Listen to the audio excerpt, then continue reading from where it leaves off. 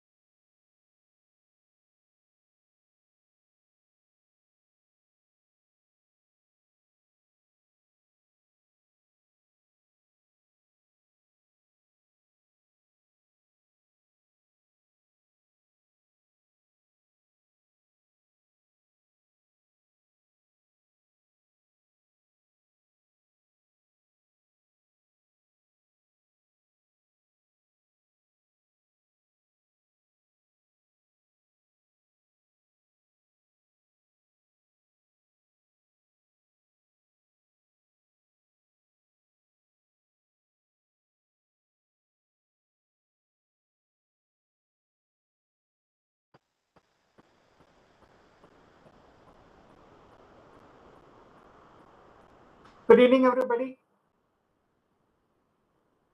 Thank you all for registering and attending this 7-day online faculty development program on outcome-based education (OBE). This is being organized by the Internal Quality Assurance Cell of IQAC of St. James College of Nursing and St. James College of Pharmaceutical Sciences, Chalakudy, in association with the Kerala State Higher Education Council, 𝐔𝐧𝐞. We would like to welcome today's resource person, Dr. Suresh Namboothiri, and all the FTP resource persons, managers, directors, principals, vice principals, representatives from management, HODs, IQAC coordinators, and all faculty members. Now, about this FTP, this is a 7-day program with live sessions at the same timing of 7 p.m. to 9 p.m. This is actually our third day of the FTP. And in case you have missed any of the live sessions, the recordings are also available on the LMS for the paid participants. All the participants who have paid the processing fee will receive the LMS access, the video recording for all days, and also a participation certificate. If any of you are yet to make the payment, please make the payment of amount ₹300 to St. James Hospital to the account details I'll provide in the chat shortly. LMS has hands-on activities that are to be completed along with the FTP. My name is 𝐔𝐧𝐞 I'm the Global Relations Manager with IPSR Solutions Limited, and I will be the event moderator. Now, coming to today's topic. Today's topic will be on OBE, the underlying threats. It will be delivered by Dr. Suresh Namboothiri. Dr. Suresh Namboothiri is a product design specialist in automobiles, consumer electronics, home appliances, computers, and telecommunications with over 30 years of industry experience. When he resigned from the corporate world to contribute to the Indian education sector, he was Chief Operating Officer with Tata Motors. He was part of the team that developed the first Indian car, Indica. He has designed and developed over 200 products, including washing machines, refrigerators, desktop and laptop computers, smartphones, and accessories, many of them for the first time in India. He has traveled over 22 countries and closely worked with engineers from 8 countries. He is a highly sought-after professional interviewer for senior positions in engineering and management for Indian and MNCs operating in India. The insights gathered from interviewing over 12,000 candidates made him investigate and research the state of Indian education, particularly in engineering education.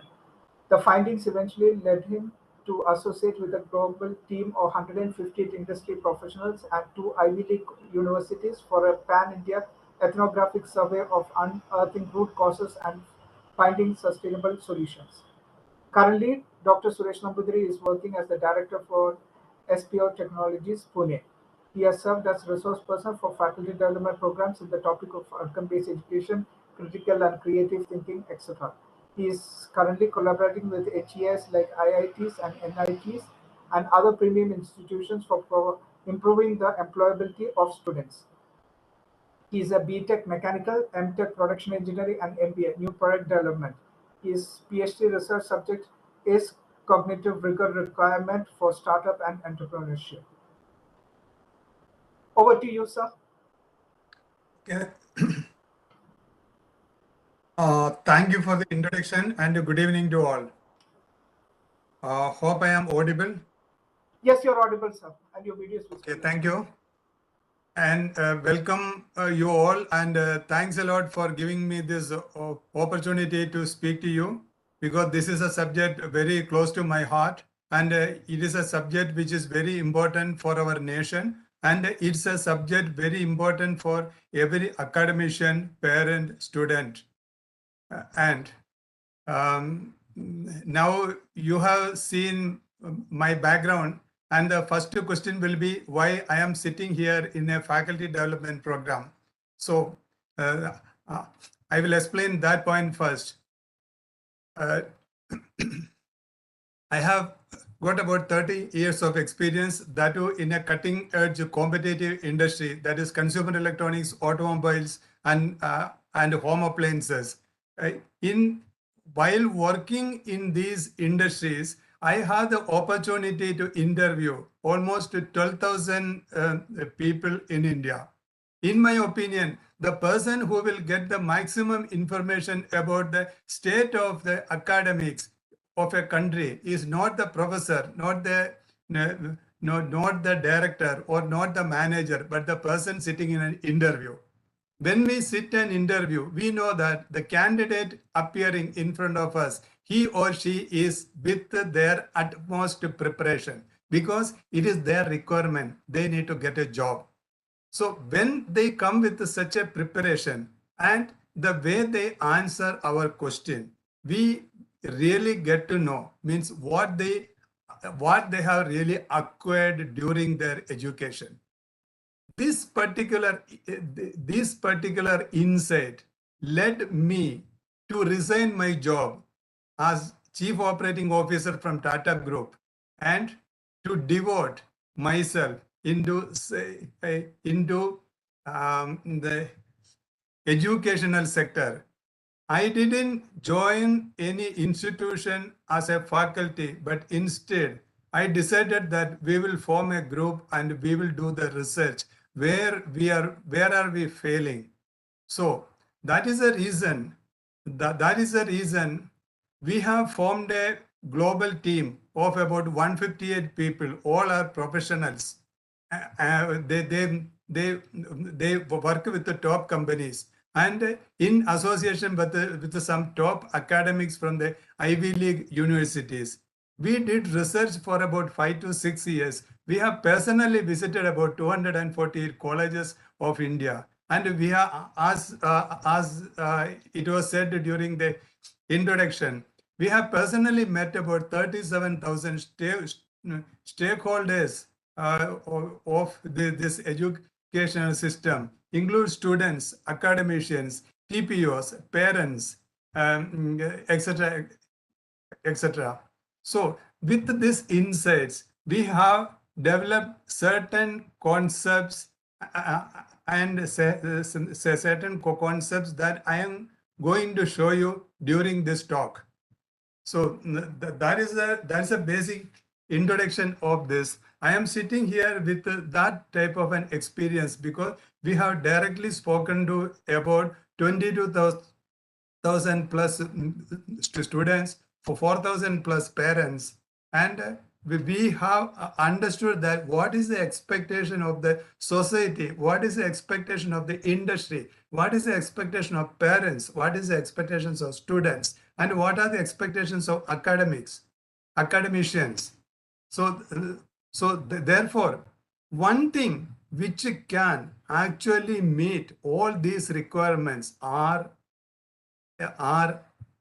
contained in one system, that is OBE, outcome-based education. Because when we are guaranteeing an outcome, and when the stakeholders or when the receivers, when they receive that promised outcome, then there will be very less disappointments, and that can be the reason of stimulating economy and a better society and a better youth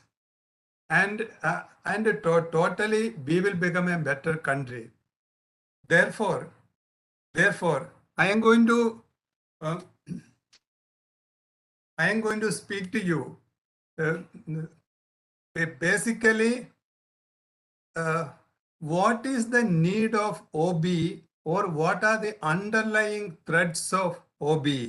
Why OB is required and why it is beneficial to each one of us? And what is that OB imperative? Why should we do that? So first, let me share our screen.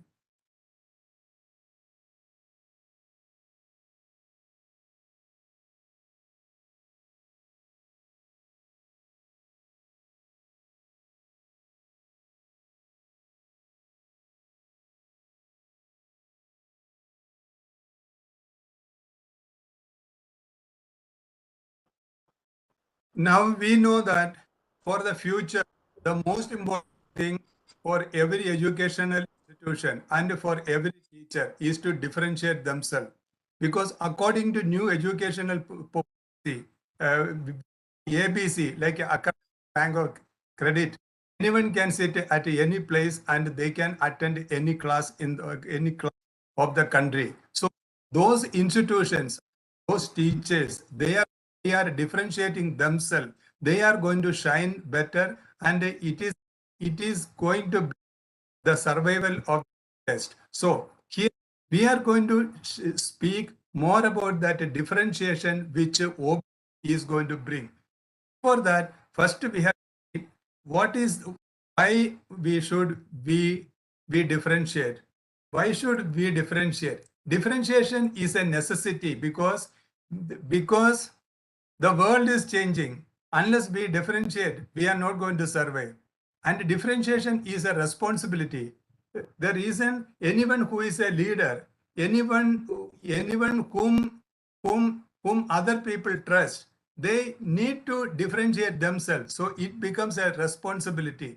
Then for those people, they differentiate well, and they give they hand over benefit, and this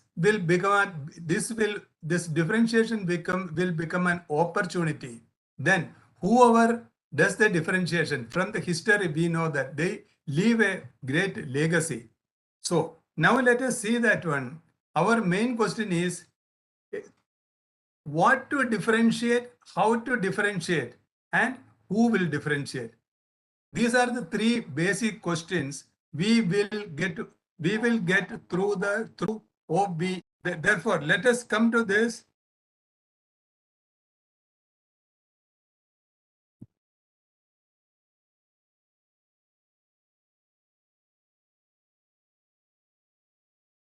How can OB help?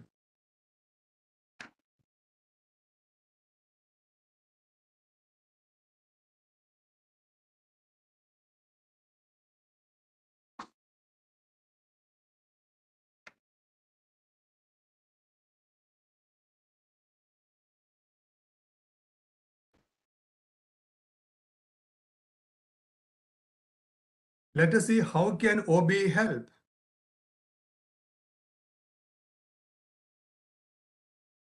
Before coming to the details of OB, we have to understand what is the current reality. Where do we stand? Where do we stand? Why should parents send their children to a college? And why should government fund a college? And what are the expectations of society and industry? Based on that, where do we stand? One very important thing, for fundamental assumption, that people sitting inside the system, they won't understand this. Indian education system assumes that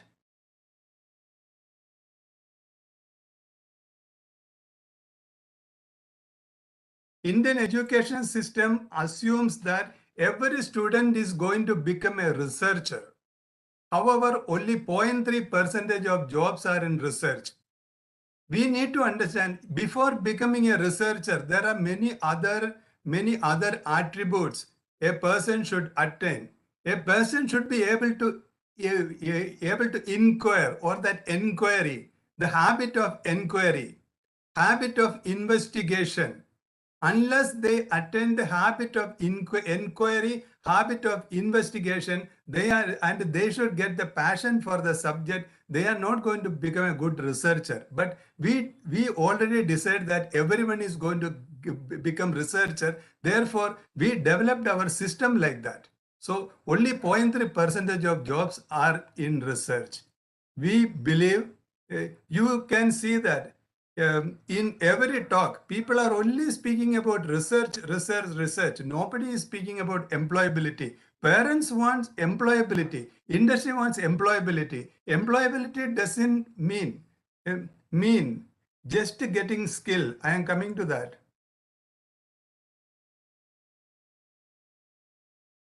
At the same time, a thoughtful implementation of OBE can ensure all students are becoming employable. Let us see how it is.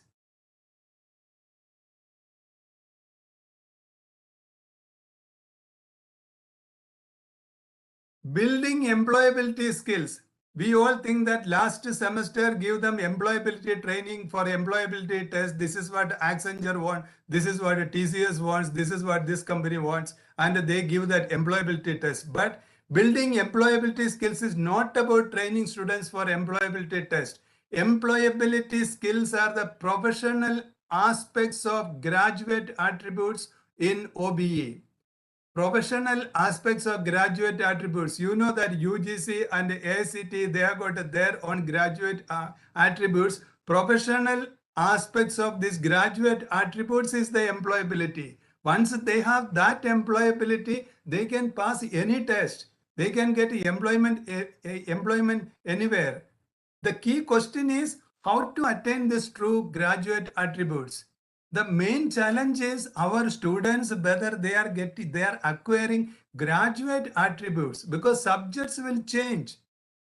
Subjects will change. The societies or industries requirement will change. But whether our students are capable of changing according to societies and industries requirement. Now, for example, now you know that every day we are getting new interesting information about the ChatGPT.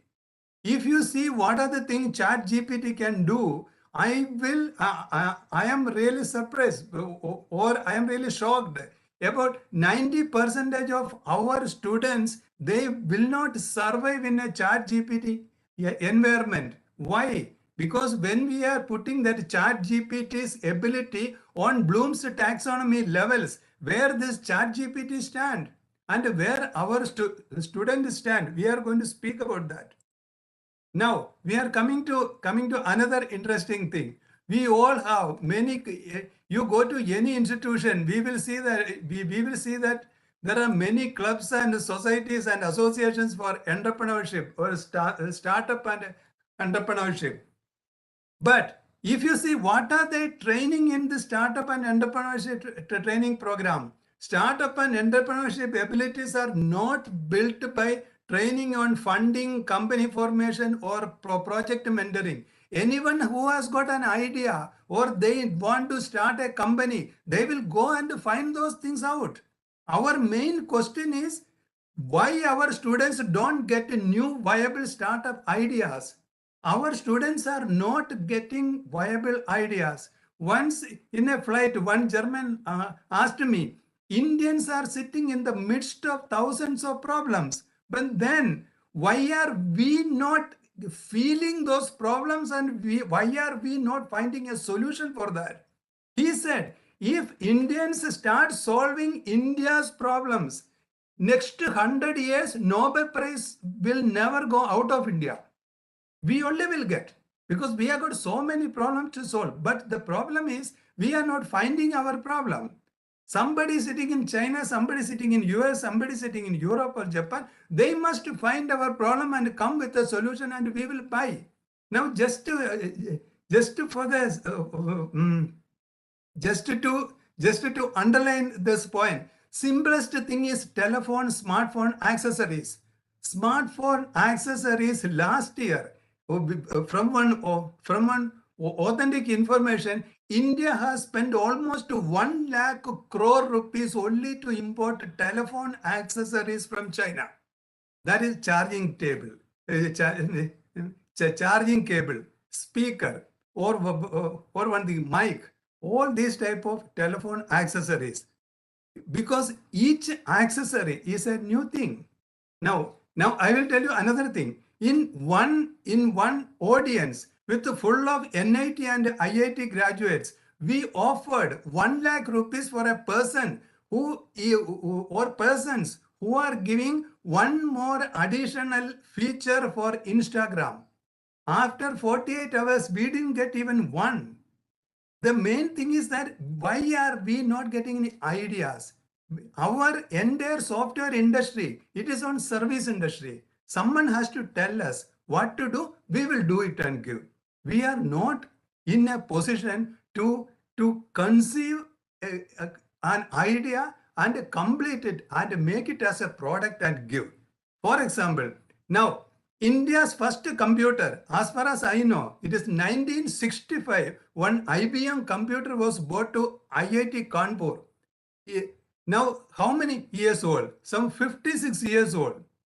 Now, 56 years in the sense, we can say like that, the people who were born at that time, they are all with the gray hair, they are all almost in the retiring age. A country, we believe we are so much of intellectual country of, we are a country of intellectuals. But why?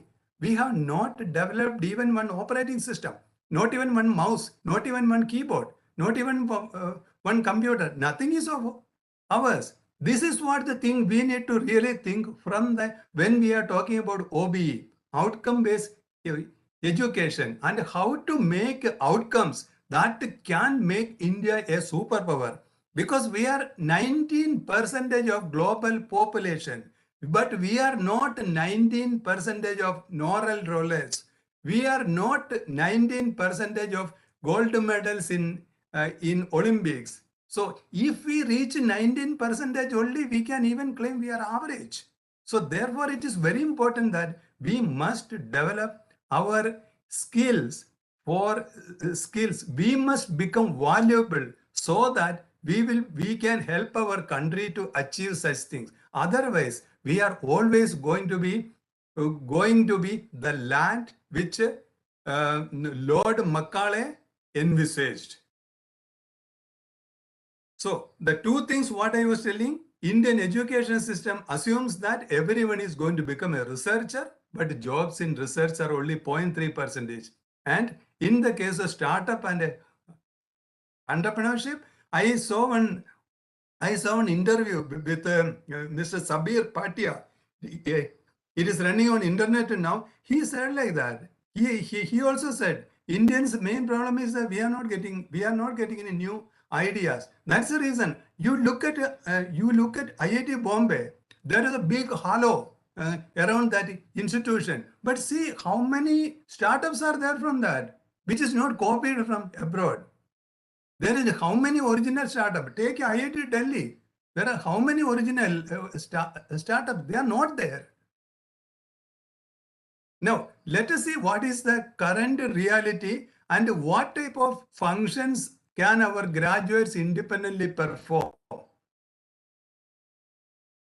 This is the reality, because you go to US, you go to Europe, there are definitions. What a person of 21 years should do.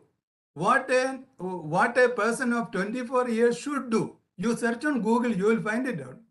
So when we are seeing that our graduates, they are about 21 to 22 years old. 21 to 22 years old are almost in their brink of making their brain solid. Why I am telling this? The age group till 24, 25, it is very important, because according to a Harvard University study of 1850, I am talking about a study which is about 150, 160 years old. It was clearly stated in the first psychology book written by a Harvard professor. He said that after the age of 25, our brain will lose its plasticity. Our brain will stop absorbing new ideas unless we build that entire ideas, unless we build that platform for the future by the age of 25, we are actually going to lose that particular demography. Afterwards, it requires very high level of intensive action to change that to transform that person. Means till the age of 25, we can transform a person easily. After that, it will be very difficult to transform. Therefore, till the age of 25, what are the things, how they spend their time, what are the type of the attitudes they develop, or what are the attributes they imbibe. These are the important things till the for their future, society's future, country's future. This is to be attained with the OBE. So we are going to see that what is the current reality and what type of functions can our graduates independently do. This is the result of a survey, a pan-India survey conducted with 37,000 stakeholders. This will be an eye-opener for you. Current reality, what can graduates do? See, 94% of graduates are confused graduates. Confused graduates in the sense they complete a 3-year program, 4-year program. And they are not interested even in one subject what they are studied over 3 years or 4 years. And what this 94% of the people do, many of them, they try for higher studies, but their higher studies objective is not to learn anything new. Their objective is only to stretch their education, only to tell their relatives, friends, and the society that I am still a student. Most of them, they want to go to Germany. It is not because of they want to go a particular university or they want to do a specialization in particular subject. They just want to go to Germany or go to US, go to Australia, go to New Zealand. And last year, when India got $160 billion with IT exports, India spent $80 billion. India returned back for higher studies of this 94%, these students. So now, second, this 94% of people, they remain in the Bloom's taxonomy level of remembering, because they only did the rote learning. They can only list or they can only repeat. They don't have any interest in any particular thing. You know about a parrot called Alex. If you go to Google and search for Alex the parrot, this parrot was in Harvard University. It lived for 14 years. This parrot could do almost everything in Bloom's taxonomy remembering. So Bloom's taxonomy is remembering all these functions. At the age of, when it was 14 years, it unfortunately, this parrot passed away. But the professor who was in charge of this parrots said, if this Alex was alive for a few more years, actually she would have made this particular parrot more intelligent. So that may be the word which is called parroting. So this Bloom's taxonomy bottom level, it is actually, remember, it is parroting. So one unfortunate thing, if I am allowed to say, our educational system is actually 94% of the people are becoming the level of that Alex the parrot only. So therefore, we need to think about that, how to raise students from here to there. That I am going to come at a later stage. Now, 3.7% of graduates are average graduates. Average graduates in the sense they are showing some graduate attributes because they can comprehend. This is what they comprehend. Comprehend. What they do, they can explain an idea in their own words. So that means they can do the summarization. They can tell an example. So therefore, this is 3.7%. This is a comprehension. I will tell you, the companies like TCS, Accenture, Cognizant, Wipro, etc., they are selecting people from this grade, this 3.7%, because people run away from that bottom line, because bottom line people are of no use anywhere. Even they are not of use in their own families also. In family, they create problem. They fight with the parents to arrange money to go abroad. I know many tragedies, tragic stories from this 94%, which is there in the Bloom's. Remember, now I spoke about 94% and 3.7%. Now I am going to speak about 1.5%. 1.5% are the people, they can actually apply what are the things they learned. I am not telling that they can apply everything, but they can do some of the applications. Some of the applications, these people are of great demand. They will help, and it is very important for India, because the things on the top, analysis, evaluation, and creation, is not happening here. So most of the top level engineering jobs in India are done by this 1.5%. Now we are coming to the top. If I am taking the one by one, it is too less. So we combine all higher order thinking, that is analyze, evaluate, and create. That totally they are coming to only 0.8%. So here I want to stress another important point. If you go to Wikipedia and search for gifted people, every country, in every demography, there is a 1.5% of people are gifted people. Means they are, even without learning dancing, a girl can dance. Even without learning singing, one can sing. So such people are gifted people. Here in our system, even we are chasing away many of the gifted people. We are chasing away many of the gifted people. We need to understand that particular point. Why are we chasing away gifted people from certain subject? Then we will see that people with an interest in mechanical engineering never comes to mechanical engineering. People with interest in architecture never comes. I will tell you a very good example. Next, go and search for a NATA entrance examination question paper. NATA is the basic examination for architecture selection in India. If you see the NATA examination, you will see out of 60 questions, about 28 questions are from integral calculus and very tough mathematics and arithmetics. Whether that is the prominent thing?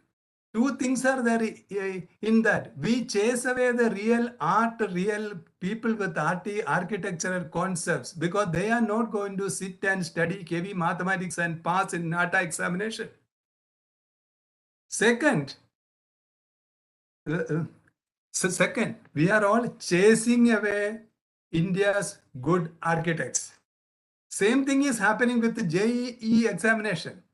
Go and see, take a JEE, that is a JEE advanced question paper. What is engineering is not reflected there. We assume that anyone with the chemistry, mathematics, and physics, this information are going to become good engineers. They are not going to become. Because for engineering, what is required is engineering habits of mind. Okay, that will come later. It was a short detour. So now we understood that what is the current reality and what can our graduates do now. Now, let us see. There are 15 graduate attributes, and how this level on Bloom's taxonomy affects OBE and graduate attributes. Now you see like the disciplinary knowledge that is capable of demonstrating comprehensive knowledge and understanding of one or more disciplines that form a part of an undergraduate program of study. That is actually coming to disciplinary knowledge. It will come to Bloom's taxonomy level of apply. Apply, we saw that it is only 1.5%. Communication skill. Communication skill is a very misunderstood term. What is communication skill? Communication skill is not about writing and speaking. Communication skill, most important thing is listening and comprehending, inferring what is this, then delivering. So unless a person can comprehend and infer, that person's communication skill is not good.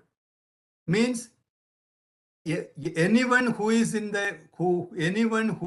in higher education, one of the prime requirement is their comprehension ability. I will come to that later. Similarly, critical thinking, communication skill is coming to analysis. Why it is analysis?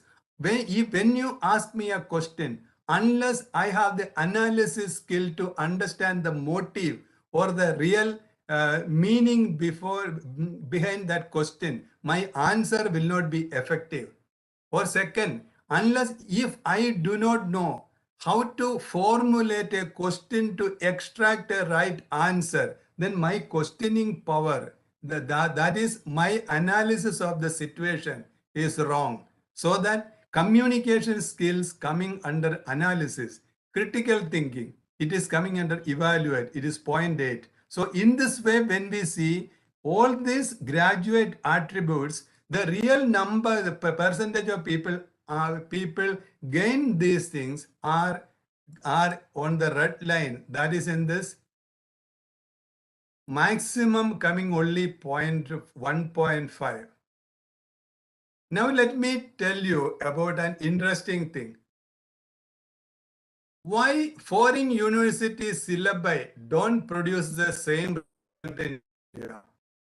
Same time, I will tell another question also. Why some people, they go abroad and they study in foreign university and they become big there? Why? So these are the two questions answered through Bloom's taxonomy. Okay, now whatever I spoke so far, is there any question?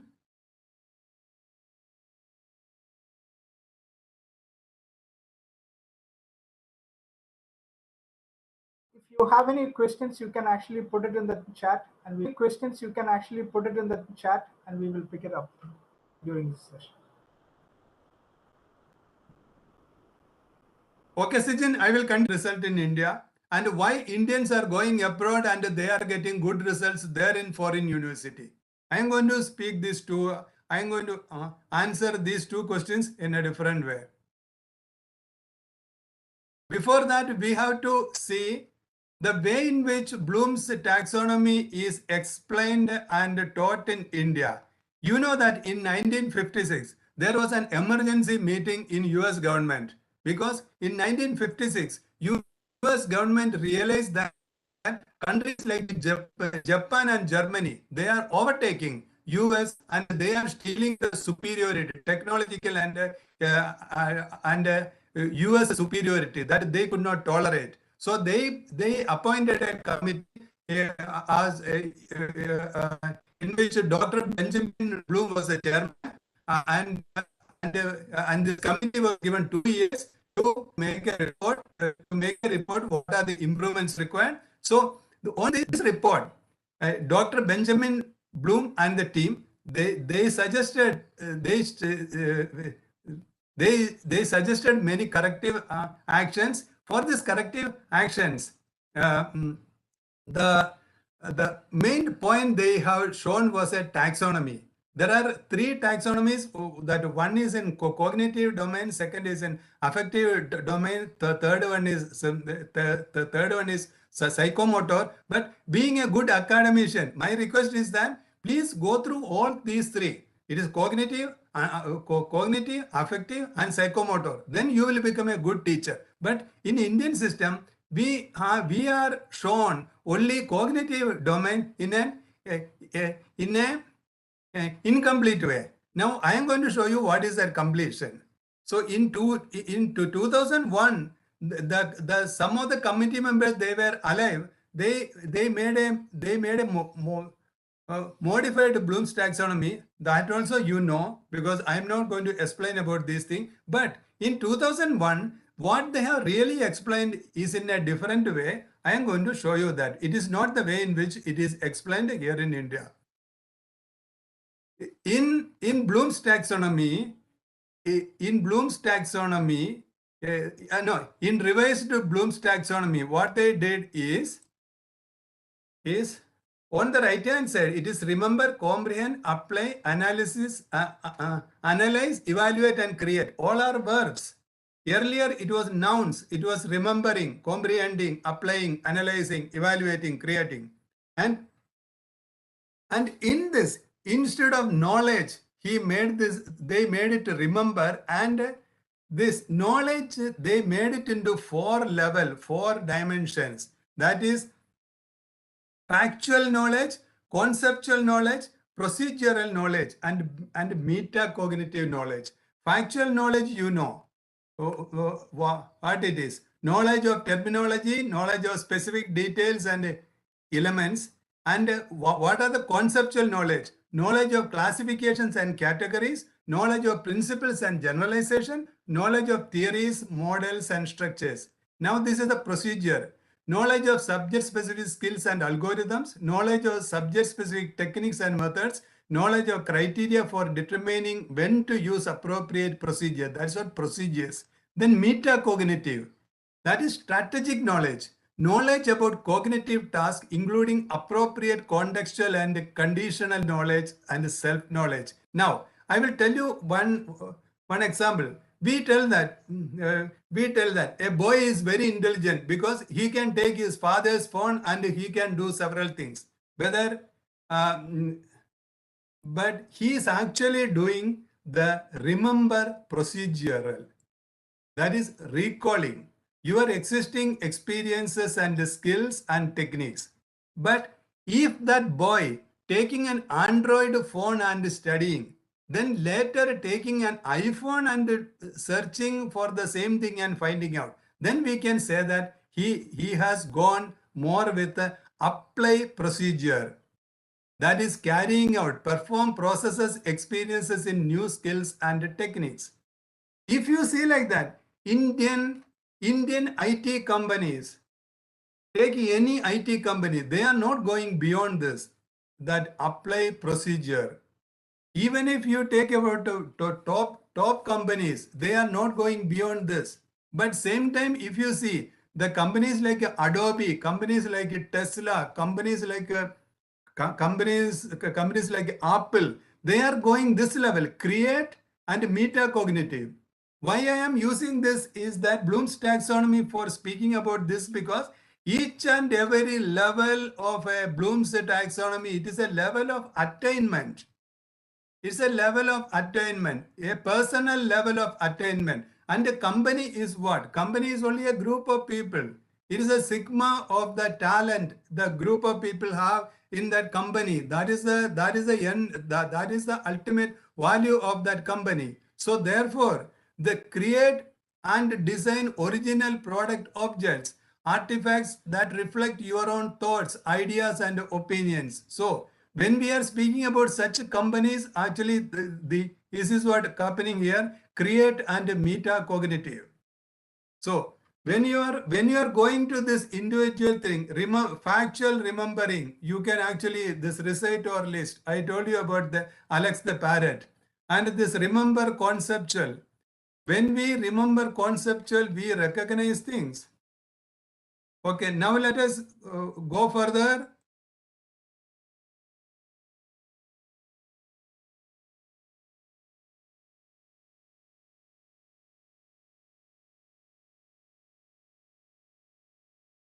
what the cognitive rigor.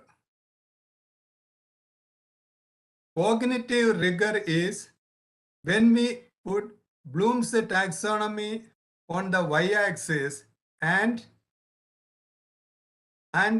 depth of knowledge on x-axis. See, previously we have seen Bloom's taxonomy in the previous slide. What we have seen in this revised Bloom's taxonomy, this was based on content, means factual, conceptual, procedure, metacognitive. It is based on content, but this content is getting replaced by knowledge level, that is depth of knowledge. If you go to US, they are all speaking about in terms of depth of knowledge, DOK. DOK 1 is recall and reproduction.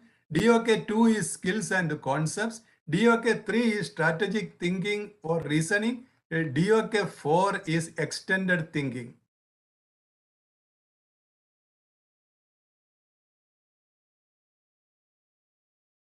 Now let us say how to raise the level of our graduate students. How to raise their level.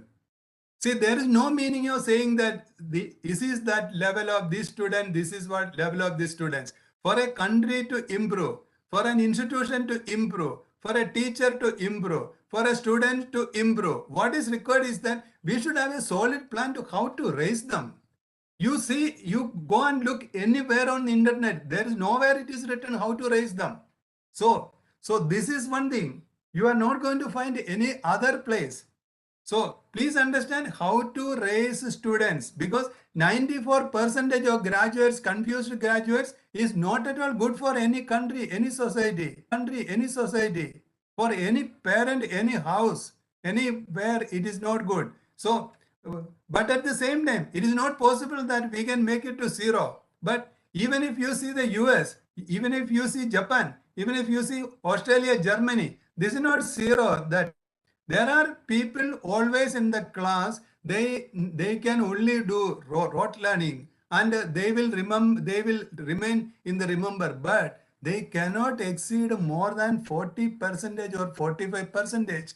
That means we have to reduce this by about 50%. So 50% of this Bloom's remembering, they should go up. They have to reach that comprehension, or some should reach apply, or they have to go up. Similarly, the people who are similarly, people to go up, what are the things? These are the three important things for that. Unless students have language for comprehension, they are not going to reach the Bloom's second level.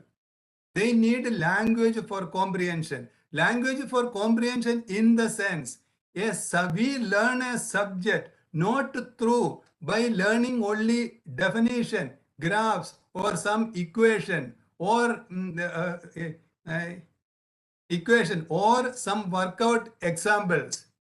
We learn something through jokes, through sayings, through autobiographies, through many things. That is reading between the lines. That is the way we develop an insight about that subject.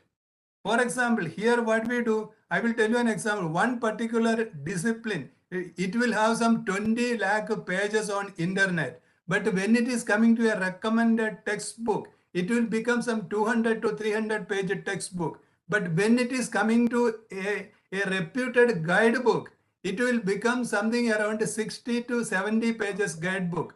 But when it is coming to the examination senior's note, which students study behind the examination center, it becomes only 16 to 17 pages.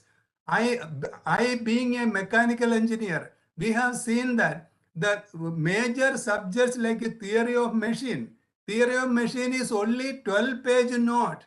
And the surprising thing is, by studying this 12-page note, a person is able to get about 60% mark also.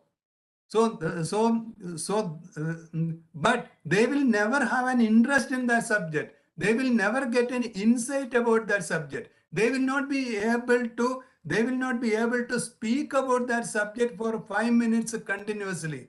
They cannot encourage anybody to say that, to take mechanical engineering, because they do only think, they say that this is very tough, because this 12 pages and they would have done so much of mucking up in that. Mucking up is always tough.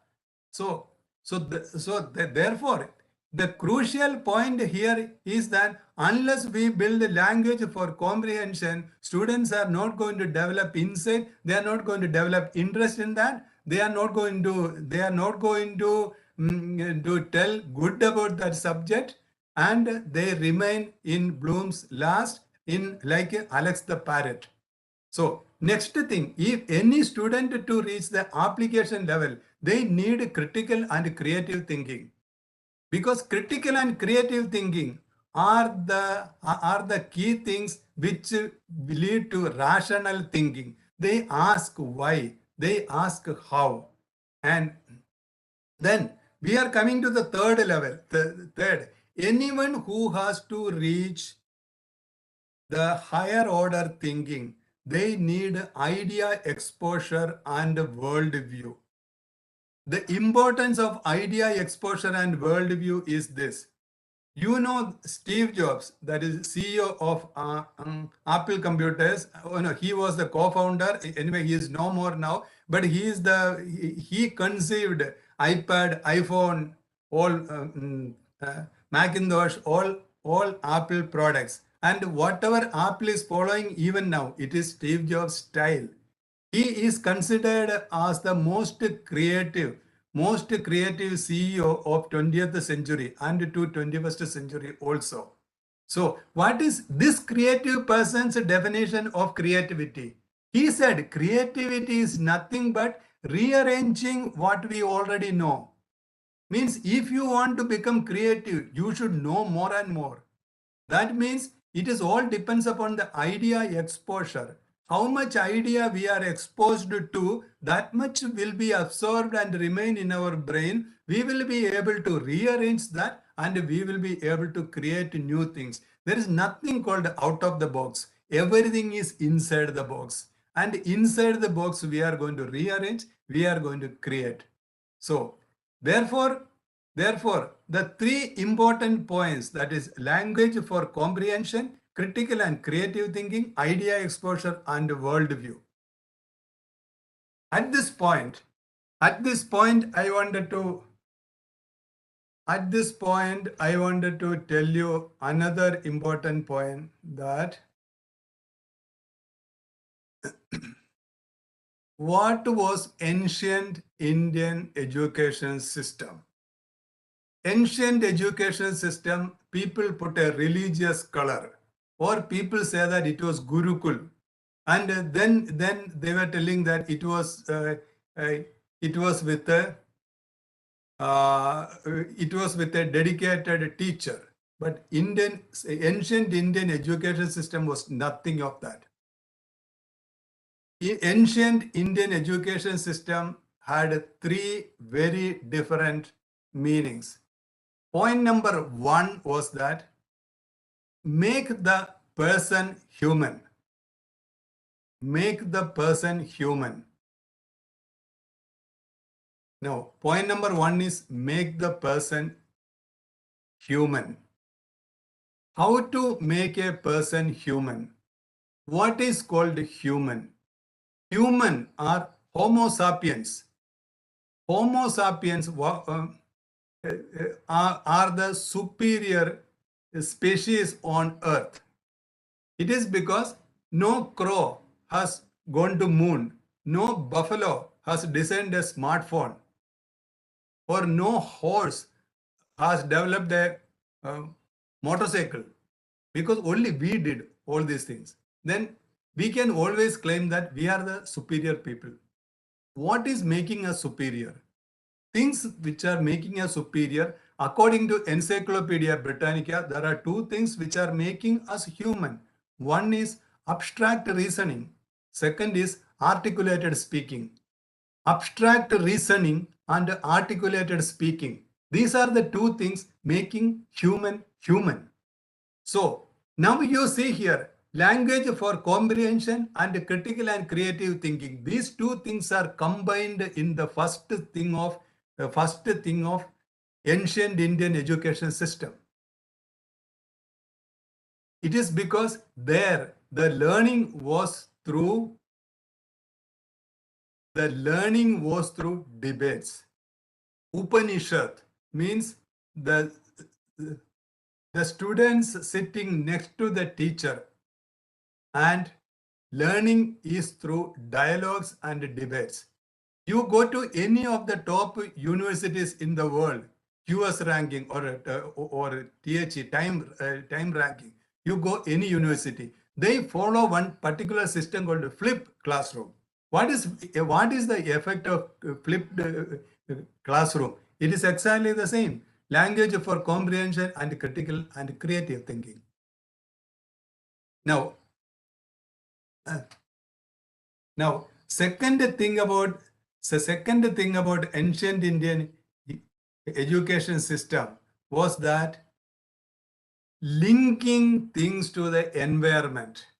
If you go and my suggestion is that you please go to Wikipedia or anywhere and read about Prashna Upanishad.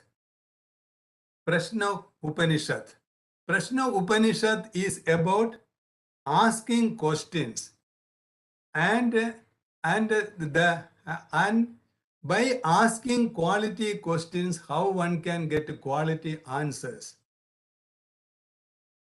So now I will go next here. The cognitive rigor matrix. In this matrix, I will show you how to reach this higher level, higher order thinking, or to get higher cognitive rigor. So these are the prerequisites. I am taking this thing to 1. If we have to reach, remember, comprehend, skills, concept, and recall and reproduction, we need language for comprehension. And for us to reach up to analyze and strategic thinking and reasoning, we need critical and creative thinking. In cognitive rigor matrix, if you want to reach to the higher level, we need idea exposure and worldview.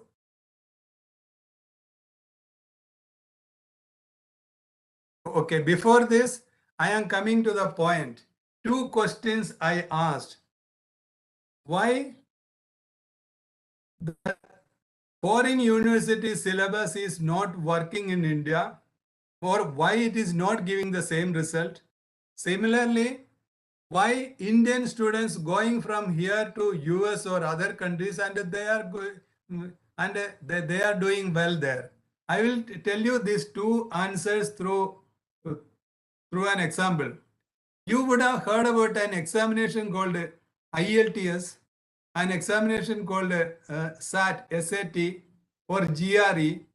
In this three examinations, these are the prerequisites to get into any of the good universities abroad.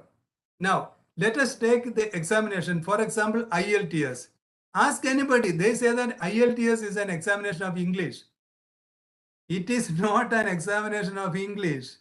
It is an examination of cognitive rigor. That is an indirect way for the foreign universities to make sure that they are getting the cream from India to there. Because students prepare for IELTS GRE. When they prepare for that, they are actually under transformation and they are becoming the type of people that foreign universities are sure they will imbibe attributes, imbibe knowledge. So here the point is, IELTS has got 4 examinations. One is listening, speaking. One is listening, speaking, reading, and writing. In listening, what? In listening, they read, they turn audio, and in the end, the student has to answer questions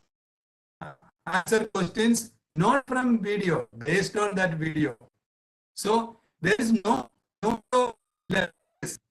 is the capital of India. Bombay is the commercial capital of India. And here is question is, which city is the capital of which city is the commercial capital of India? They are not giving question like that.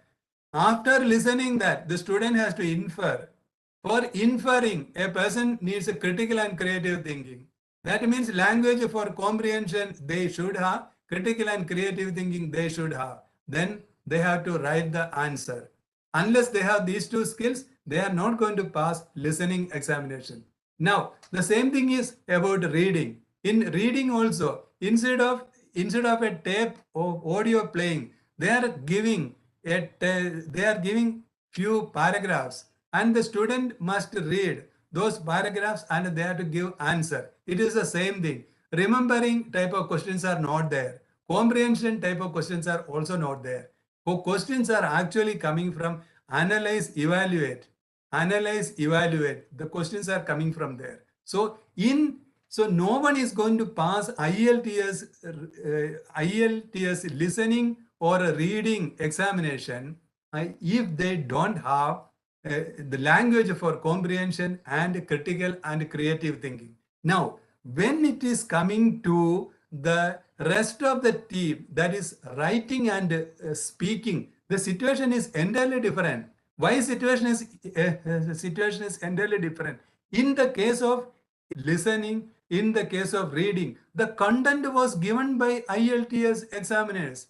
But in the case of writing and in the case of speaking, the content must be created by the student or the examinee.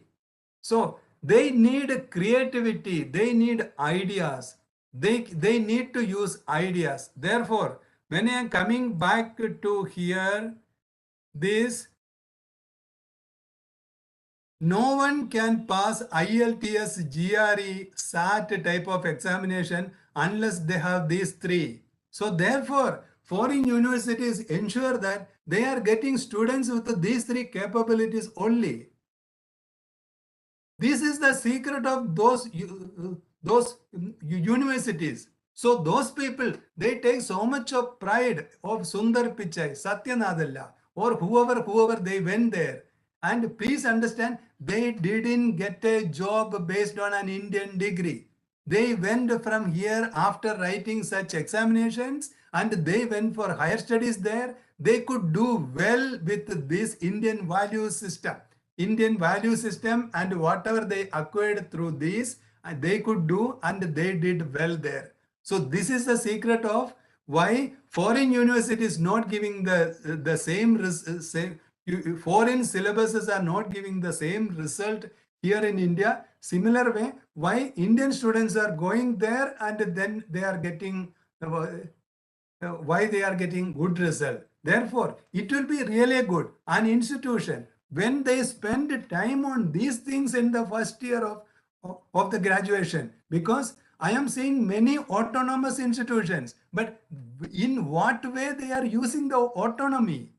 Autonomy is not used in a qualitative way.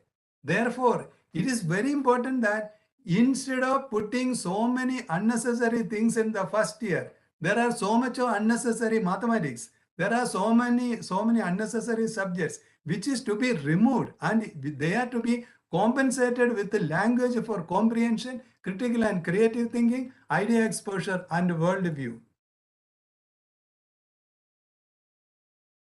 Now, whatever I spoke here so far, it is not my idea.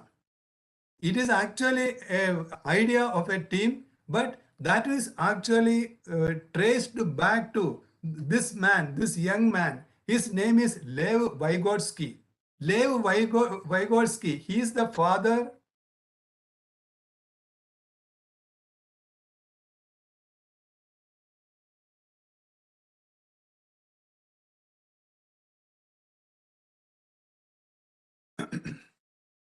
This 𝐬𝐴, you will always see this photograph of a young man, and his educational principles are taught across the world, right from United States, Canada to North Korea. his educational psychology methods are followed everywhere, no doubt at all. But he died at the age of 38. That is the reason we get only a young face photograph of his. He is the founder of social cognitive constructivism. Social cognitive constructivism. One sad thing about our system is that we don't teach much learning theories in faculty development, or it is not taught with the examples and in an interesting way. This is social cognitive constructivism. Social cognitive constructivism, please, because I cannot explain the things, everything in this particular session, even though I will explain a little, but please spend at least a half an hour, read about that. There are 5 major principles of Vygotsky's theories. One is students construct their knowledge. You will have 60 students in your class and you are going to explain one particular topic. 60 students are going to construct their knowledge in their own way. What is that their own way? Based on their background, their life experiences, their concepts about this subject, their concept about the teacher, everything. They are going to construct their own knowledge. It is like there is a one incident today. You read 10 newspapers. 10 newspapers are going to write 10 different headings, 10 different style of newses. So therefore, students construct their knowledge. The second thing is that the learning is mediated. Third is language plays a central role in mental development.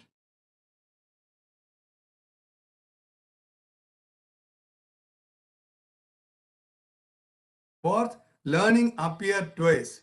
5, development cannot be separated from its social context. These are all the 5 major principles of Vygotsky.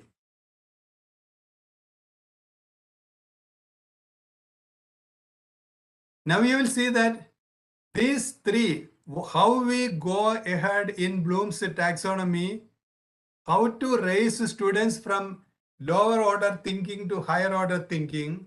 This is exactly in line with the ancient Indian educational system and according to Lev Vygotsky's theories. That is language for comprehension, critical and creative thinking, idea exposure and worldview.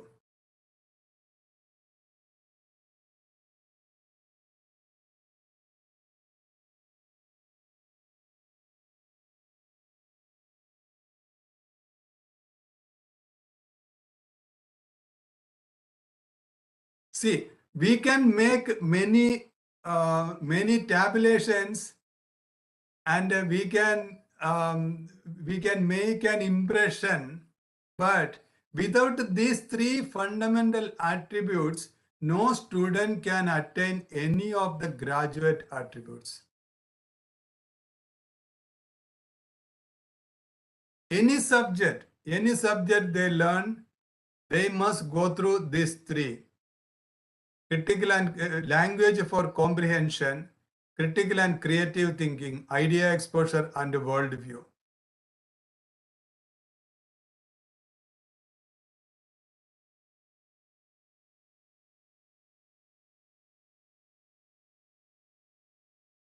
Now let us see what happens in industrialized nations.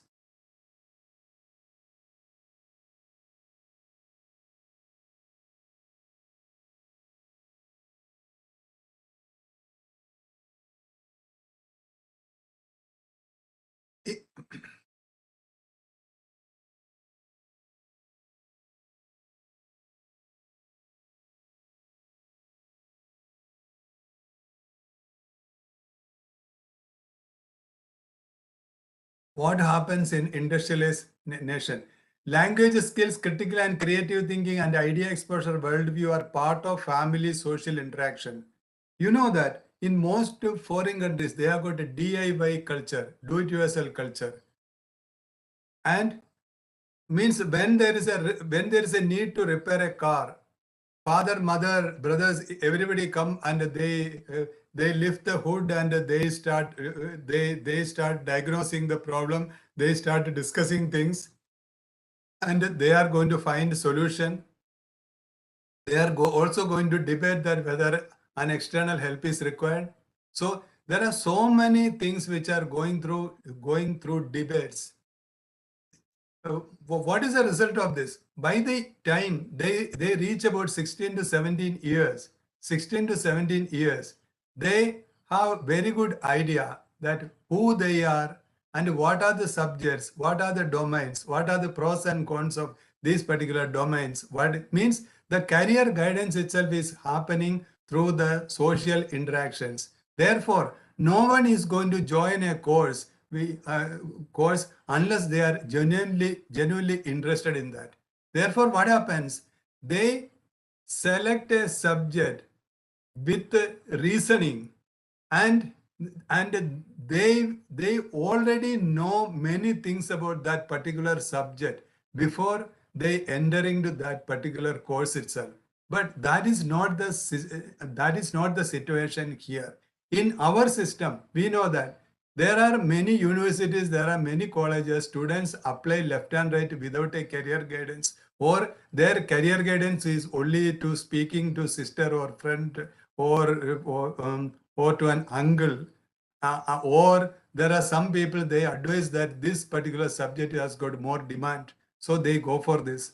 So, and their selection of the subject, no, their selection, which comes only when the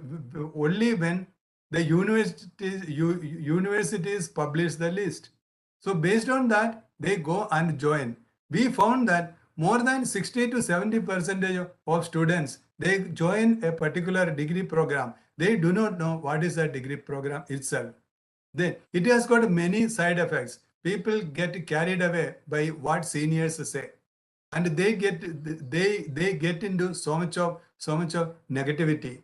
So that particular, we must understand this particular thing before we start, before we plan anything in an autonomous institution, because they have got the freedom. So here, because of this particular situation, the foreign students, they are able to master the curriculum with a higher cognitive rigor. But that is not the system, as I was telling you here. Indian students come from very unique backgrounds. Their challenges they face are distinctively different. Therefore, it is imperative to adopt India-specific approaches and tools. What we have spoken here, these three means a language for comprehension. It is not necessary in a foreign country. Critical and creative thinking. It is not necessary to teach in that way in a foreign country. Idea exposure and worldview. It is not necessary to be taught in the same way in a foreign country, but it is necessary here in India. Therefore, when we copy the foreign system here directly, that is the reason we are not getting the same result. That is the reason. So, and in what way we are getting affected in that? Please go to Wikipedia, and there's a page called List of Inventors. List of Inventors. In this list of inventors, there are about 1,300 entries, and there is a country-wise. If you see, you search for India, you will see only 5. And this 5 is starting from Sushruta, who invented surgery in that way. And after getting independence, there is nobody. There is no inventor here in India. This is what the point we need to see from the cognitive rigor or from the outcome-based education. Why there is no inventor here? And what are the things we listen here? How much it is true? Now, I will tell you a very good example of Apple iPhone manufacturing here in India.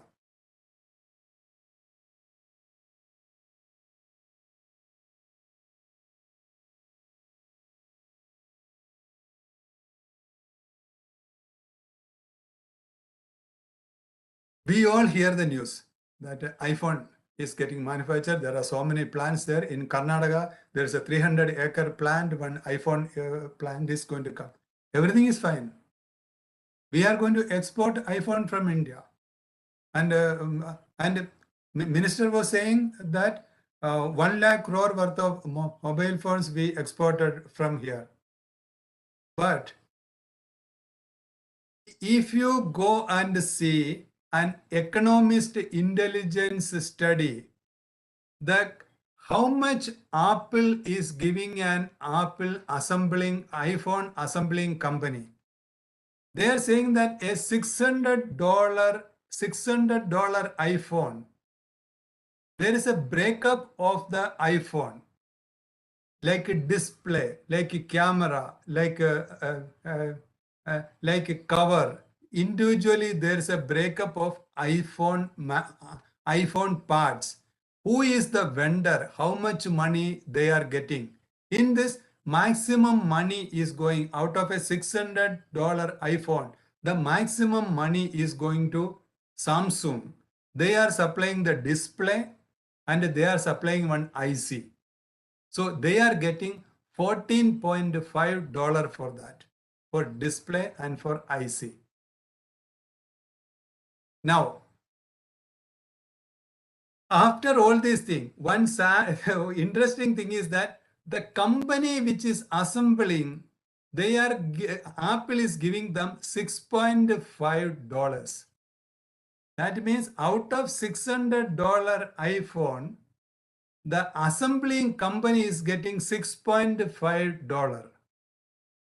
We are all competing to get that $6.5 company to India, and we are giving all those facility to them.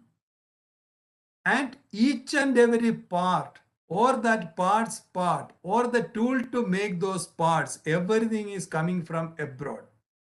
Means Apple assembling iPhone in India is not going to raise our people from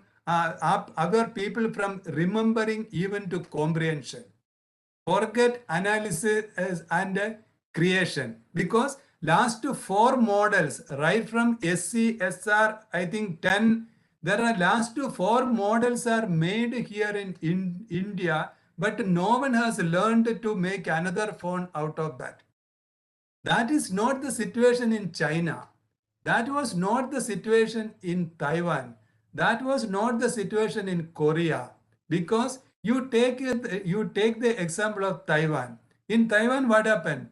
These US and European companies, they came to Taiwan for a subcontracting. But from becoming a vendor, they started co-designing. They started suggesting improvements. In this way, they started improving and they started making their own products. You take the brands like Asus, Acer, Gigabytes. There are many brands like this. All these brands, they started as a vendor for another country, another company. From there, they gained. Now the question here is that why are we not getting? Why are we not gaining? Why are we not? That is the reason we are not getting into that cognitive rigor. OBE, if it is properly implemented, what we are going to gain here, what we are going to get is developing this cognitive rigor. So I am coming back to this. When we say that we are getting the company, they are assembling the Apple iPhone here. We are only getting that company, they are doing the slave work to Apple. Apple is giving only $6.5 to them for assembling one. And if you see the history of these assembling companies in China, we will see that this assembling companies, their track record is not at all good. If I am allowed to talk, sorry for this particular dialogue, but unless I use this sentence, I cannot pass on the intensity. One of my Taiwanese friend, he told me that Indians are eating the shit of shit eaters. Means why we came to this particular situation. We are the people, we can design iPhone. We are the people with that type of a capability. Our country has got all raw materials. Then why are we not getting? Actually, outcome-based education should be directed to this. In whatever way whatever subject we study, there is a higher order thinking in that. It can be Malayalam literature, it can be Hindi literature. We can go to apply, analyze, evaluate, creation. We can create in that. In electronics and telecommunication engineering, we can do that. But why are we not doing? This is what the real question here is. OBE, outcome-based education. How we can make the professional aspects of graduate attributes. How we can make sure that our students are really gaining graduate attributes. How we can make sure that after completing one program, students are interested at least in some of the subjects, and they really crave to know more, and they dedicate themselves to that particular subject. In that way, unknowingly, they become the followers of the lifelong learning principle. In that way, what are the things we need to do? We have to do three things. One is that any subject, what we take, because the smart class is not the one sold by Samsung. Smart class is not Samsung smart class. Smart class is the class where the teacher is smart. So how a teacher is going to become smart? We all know, because I know that you are all part of some WhatsApp groups. In this, our class WhatsApp groups, we all admire some teachers. We all love them. We all will die for them. But yeah, and if we see why we love them, why we admire them, so we will see that they told many examples, or they themselves were examples. So, like Swami Vivekananda said, one lighted lamp only can light another lamp. So, when you become that lamp, the class will be really lighted. There will be many people. I am very sure that it is challenging to handle a classroom now, especially the post-COVID environment. But at the same time, there are always people are interested to hear examples, to hear stories. So always you can give, because the information, the text is there in the textbook, but what they don't get is you are going to give there, which ChatGPT itself cannot dig out. So, that is what the gist of this particular session. And now this is open for any question.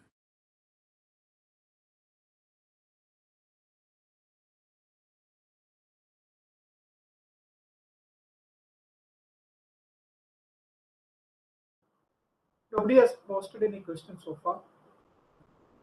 Nobody?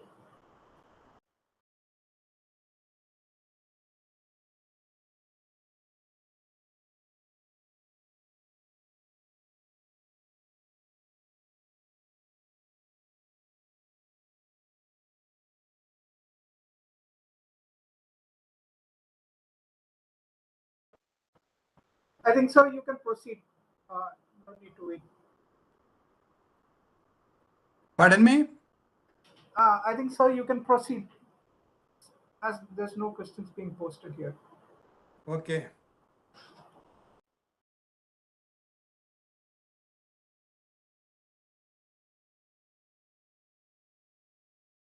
Now, Based on these principles, our team have developed one particular platform called IMAX that exactly follows these three principles for every subject. That can be found from a website called i-max.org.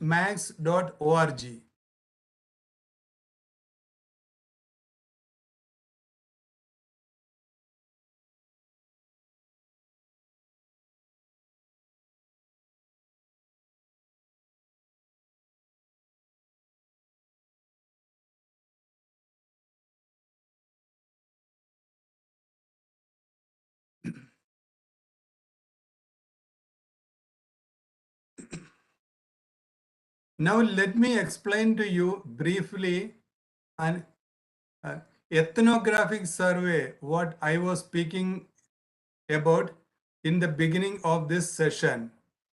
Means in this, we are going to show you that what are the challenges faced by students in the first year.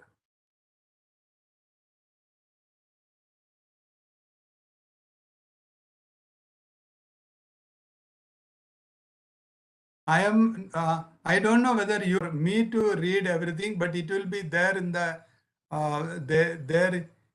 in the notes. So I am going to explain here.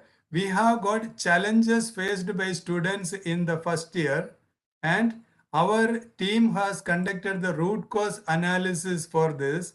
Means why students are facing such a challenge in the first year, and then we have developed the solutions for that.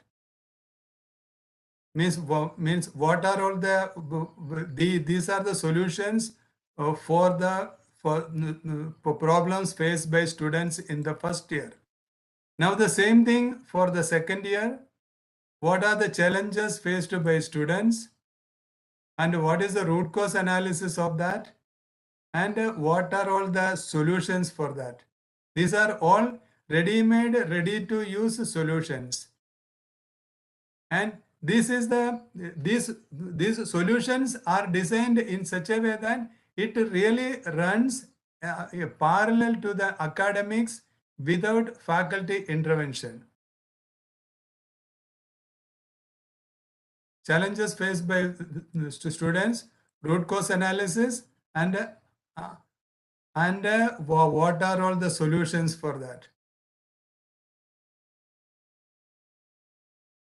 See, this is startup and entrepreneurship. Startup and entrepreneurship is very important for a country like ours. We know that because by 2030, India has to find jobs for some 25 crore people, and we all know that government cannot provide job for all those people. If we don't give job, and if students are, if youth are not going to get value, feel valuable and find a way to do something, it can lead to very difficult situations, and our demographic dividends, actually it will boomerang. Therefore, startup and entrepreneurship is very, very important for the country. But this is also an important why students are not getting ideas. If a student has to get an idea, his mind should be soaked with certain subject related things, and he or she should be aware of what is the problem, what are the problems in the society, and they should develop a link which will actually link this problem with the solution. And why such a thing is not happening is the thing. So here, what are the challenges based by the first by students for startup and entrepreneurship, and what is the root cause analysis for that, and what are all the solutions for that? So solutions in the sense ready-made solution, ready to use. And the fourth one is role model and a good citizen.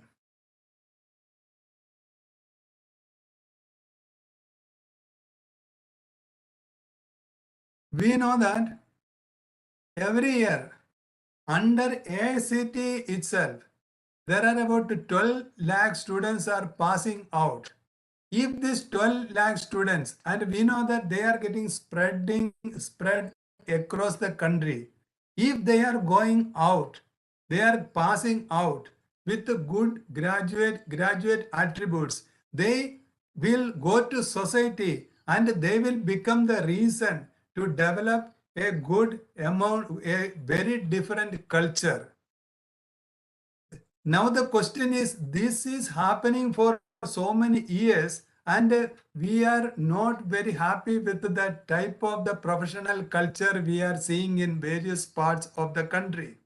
So how to become a role model, how to become a good citizen, and how that can happen when students are in the institution itself. That is what we are here, challenges faced by students, and what are the root cause analysis for that, and what are all the ready to use tools for that. These are all there in i-max.org. I-max stands for India to the max.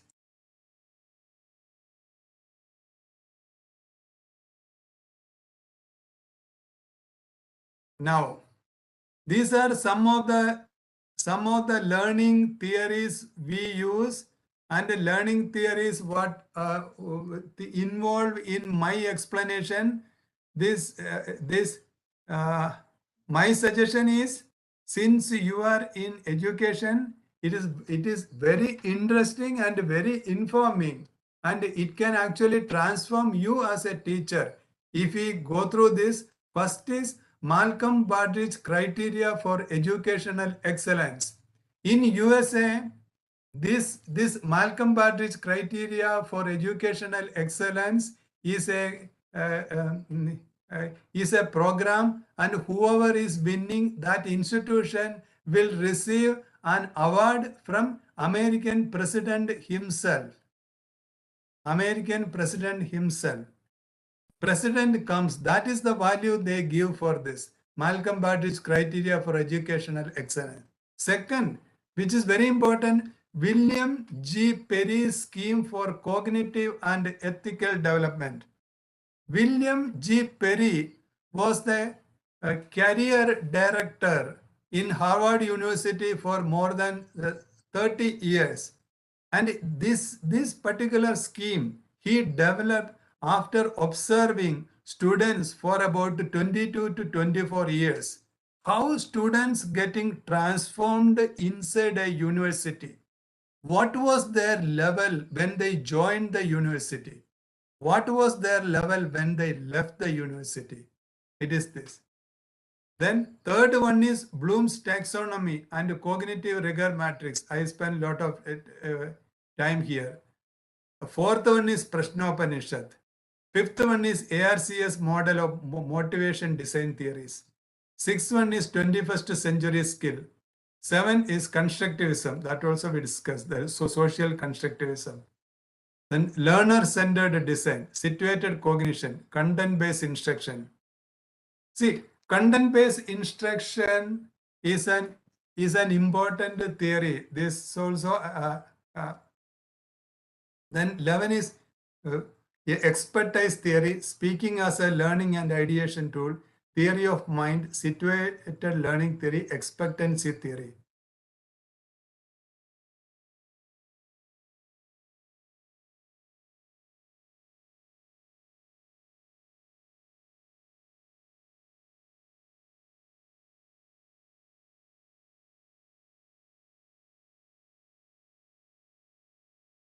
We have little more time and there are no questions. Therefore, I am going to explain a little more about this in how to compare our Bloom's taxonomy with the ancient Indian education system. You know this Bloom's taxonomy, remember, understand, apply, analyze, evaluate, create. Similarly, in our ancient education system, there was Sravana, Manana, Nityasana, Sakshatkara. Sakshatkara, you know, it is create. Nityasana, Manana, you know, this evaluate and create.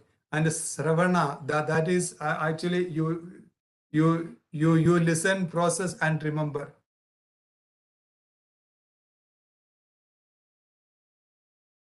The second point I want to show is the cognitive constructivism and the ancient Indian education system. It is about the spirit of inquiry for construction of knowledge. This is very well explained in Chandogya Upanishad.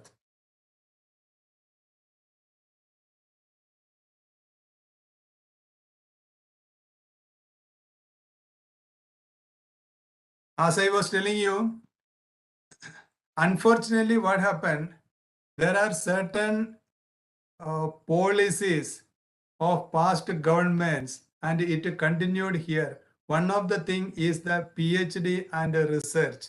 Many of the people they go for PhD or research. It is not in the subject of their interest. Then ultimately what happens? They become mercenary researchers. You know who is called a mercenary? Mercenary is a person doing something only for the sake of their benefit. It can be financial benefit, it can be for money, without seeing any ethics. Therefore, what happens is that without the ability for inquiry, without the ability for investigation, no one can actually become a good researcher.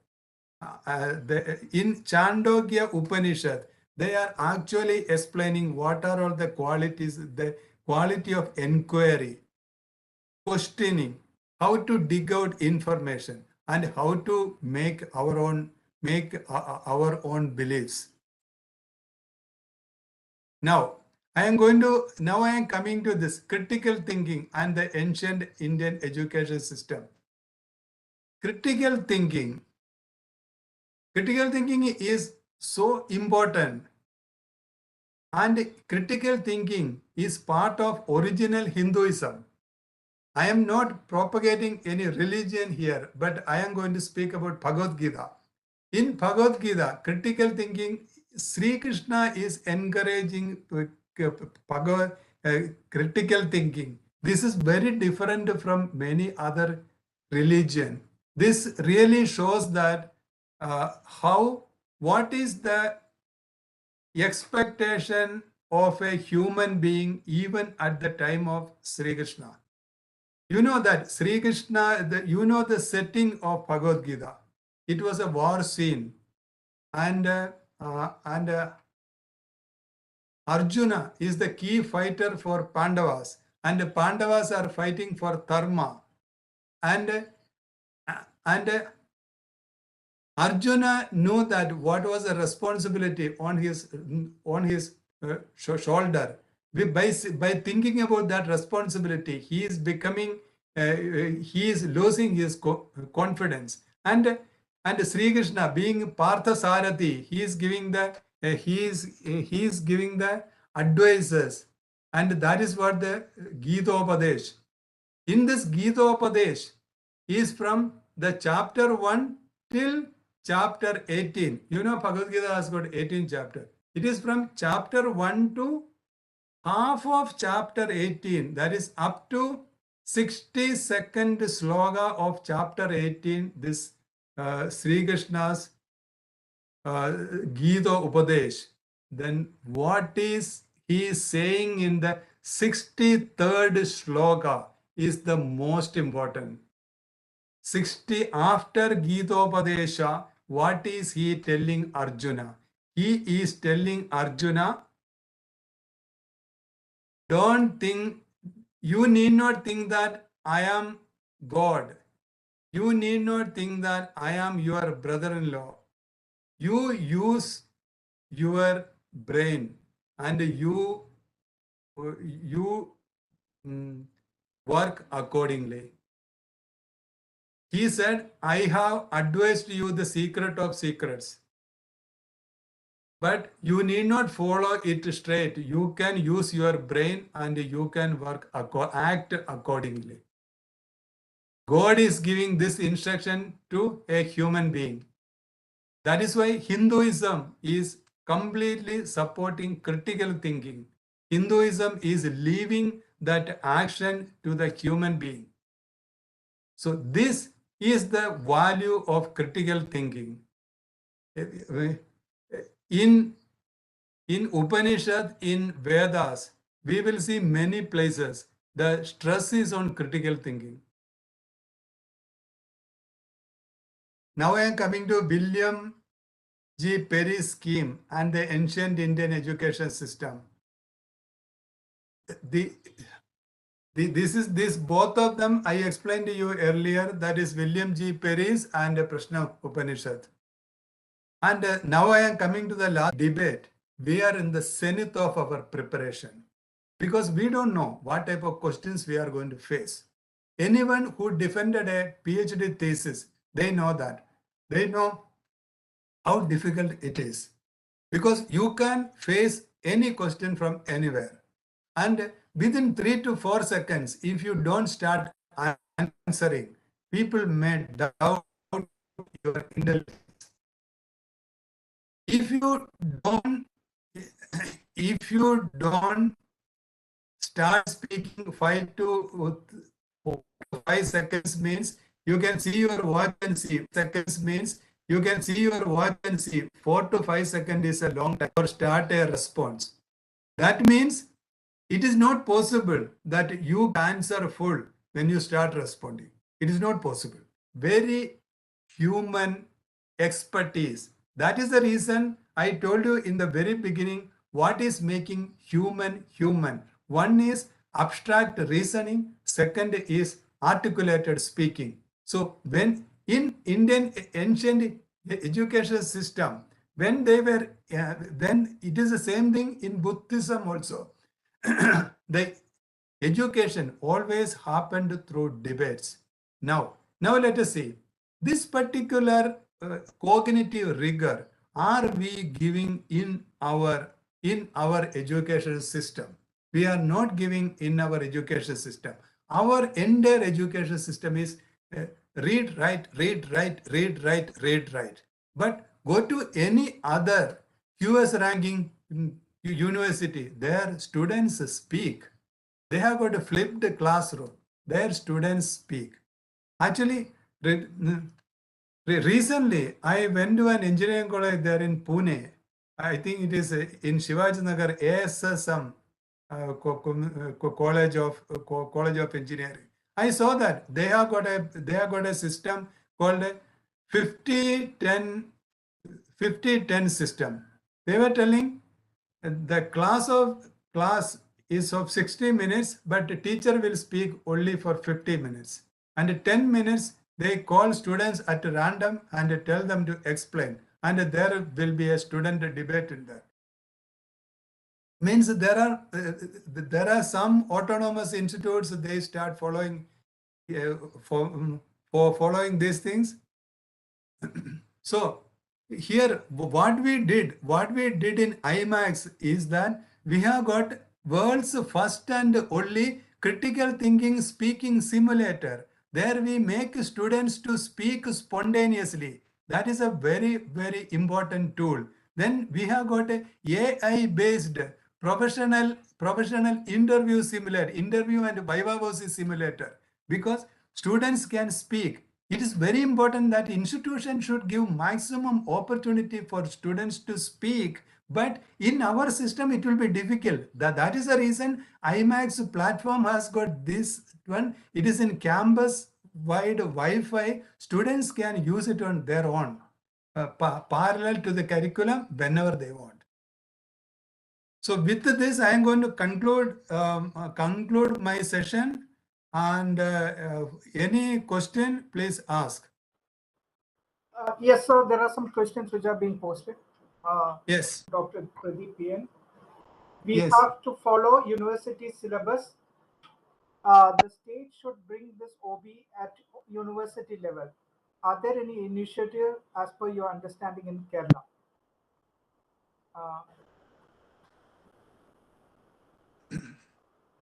Each college, they need to follow the university syllabus, right? Yes. and then how such a method can be incorporated into that, correct? Yes. Okay. In this ownership, in the sense we need to follow the syllabus of the university, because as long as you are affiliated to a university, you cannot escape from that. But what can be done is that the teachers can tweak this learning style a little by not making all class in a statement. After 2-3 statements, they can ask questions. It can be something like a question statement in that way.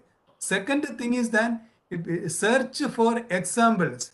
Search for examples. Once we give many examples in the form of stories, that will make that will make the students interested in this, and then make students to speak. If you are not able to do that, actually what I was explaining here, that IMAX platform, IMAX platform is, it will run parallel to this, and it is offered in a no profit no loss way, so that all students will get an opportunity to speak in private, and they can play, they can get the MP4 and they can listen to that, how they are answering to these type of questions, how are they speaking.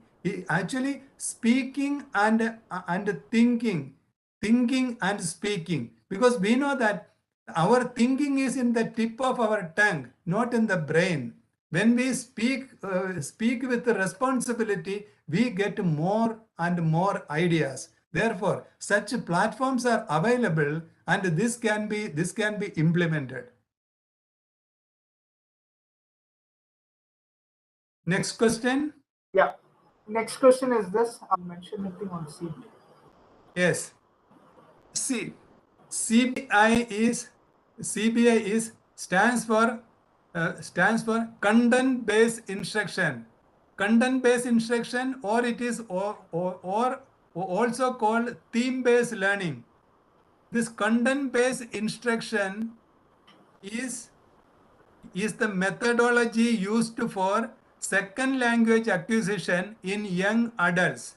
You know that the students coming for degree course, they might not have the level of language required for comprehension. That is the first level what we said for taking students from Bloom's taxonomy, remember, to comprehension and apply. It is very important that they must acquire a second language, most of the time English. How will they acquire English at that age of 17 to 18 years? That is the question. So there is a cognitive, educational cognitive psychology principle called content based instruction. What it says, anybody who is crossing 16 or 17 years, they can acquire a second language only through a theme they are passionate about.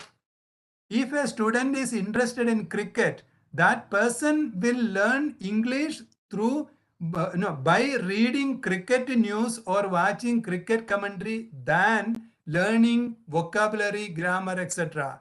If a student is interested in movies, that person will learn English in that way. It is called theme-based learning or content-based instruction.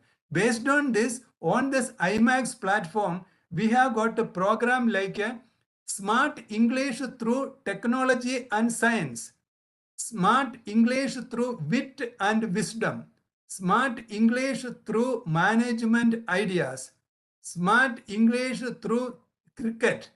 All these things are given through the language in such a way that student will acquire English knowledge automatically without putting any pressure. That is what content-based instruction. European Union already informed all member countries that second language should be taught through content-based instruction only. We don't know when it will come to India, but on IMAX platform it is available.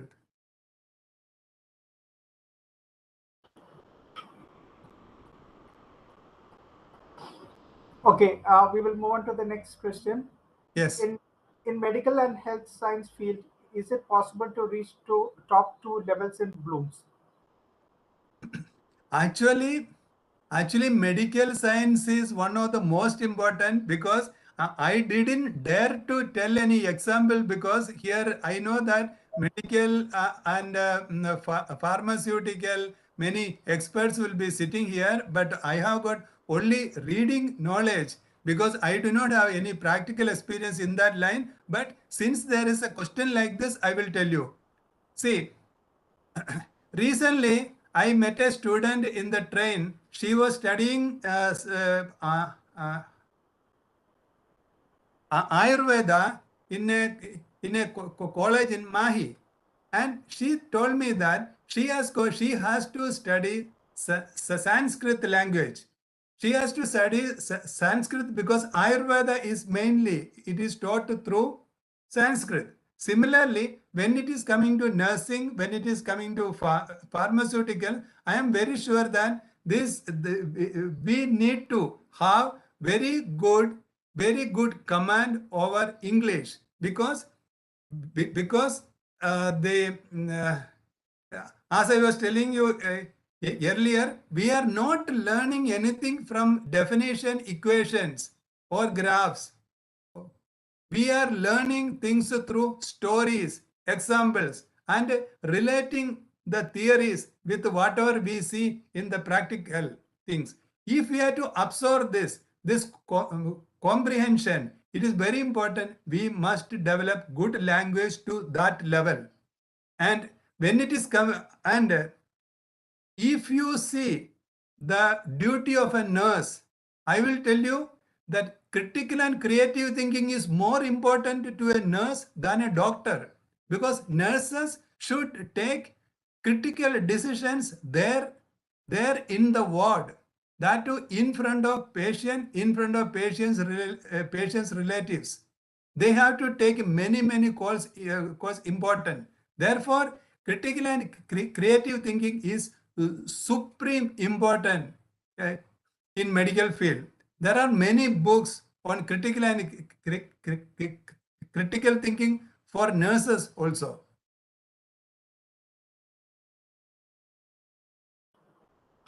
All right, we will move on to the next question. How is all the learning theories given in PPT helpful in case of special education? Actually, question is not that clear. Will you please repeat? How in case of special education? Can you elaborate that question? Phrase it and put it. We will move on to the next one then. Okay. Yes. Similar areas. If the students, if the students are being blindly pushed into this area without considering their interest, do you think it's going to disrupt OBE?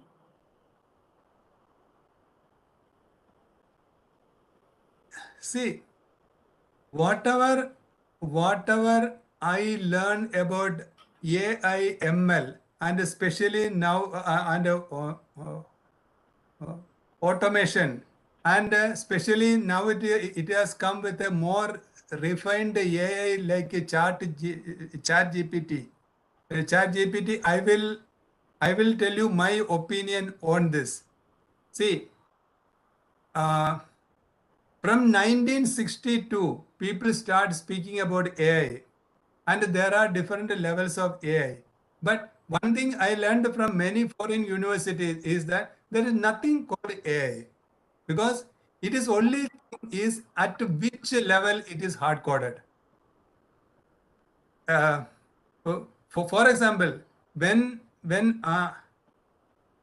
Amazon website showing us that you might be interested in these products, it is one level of intelligence it is showing, but it is actually searching that it is learning from our previous search histories and related things, means somebody coded this thing somewhere. But in the case of chat GPT, I really got shocked is one reason. There's a magazine, there's a famous magazine in US called The Atlantic. The Atlantic. One person asked Chat GPT can you write the what happened yesterday in Ukraine war in the Atlantic style? Means it is like we are asking someone to write an article in Malayalam Manorama style, Deshabhimani style, Janmabhoomi style, etc. You write in that way. This ChatGPT wrote it. So there is something we need to seriously look about the employability in this ChatGPT era. If you see that philosopher Noam Chomsky, he said that ChatGPT is only a higher level of plagiarism. Higher level of plagiarism means that is giving an opportunity. ChatGPT or AI, they cannot take anything. They cannot give us anything which is not existing. Means they are not going to reach the creation level. Whatever creativity they claim that ChatGPT can do, or it is going to help, it is not actually a full creativity. It is going to plagiarize of some idea from somewhere, and it is going to mix and show. And so far, it is not possible that anything can be made 100% with ChatGPT. So here, in outcome-based education, what we need to understand, what we need to infer from ChatGPT, AI, ML, automation story, and our employability requirement. It is very important that wherever human discretion is required, there these type of tools are not going to work, or they are not going to work effectively, or they are not going to work for the full satisfaction. So therefore, it is very important that which are the jobs or what are the capabilities which really requires human discretion. So human discretion will start only from applied level of Bloom's taxonomy. That means if we have to remain in a good job, or we have to have a good life in future, we must raise ourselves to a level of higher order thinking. This higher order thinking is going to be a must.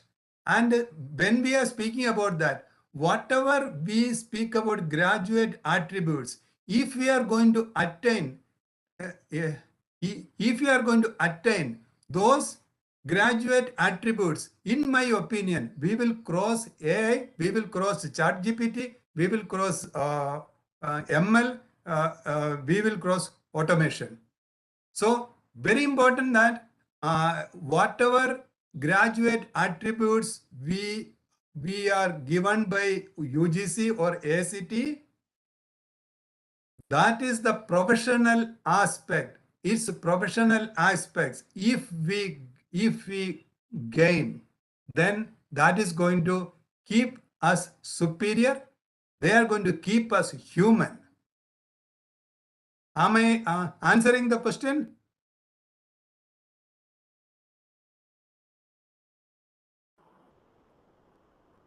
Am I answering the question?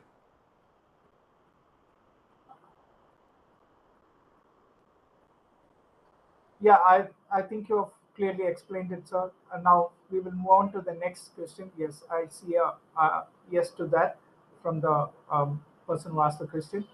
Yes. Now we will move on to the next question. What is flash teaching? What is? Flash teaching. I will search and I will please write down my phone number and please call me and we can discuss on that. Shall I tell my phone number?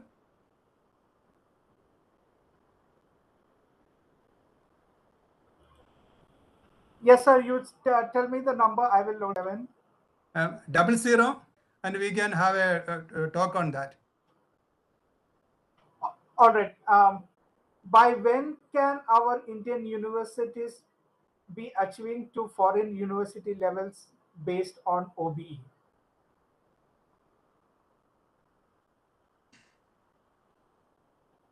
follow these systems, we are not going to reach. Unless we are not going to reach.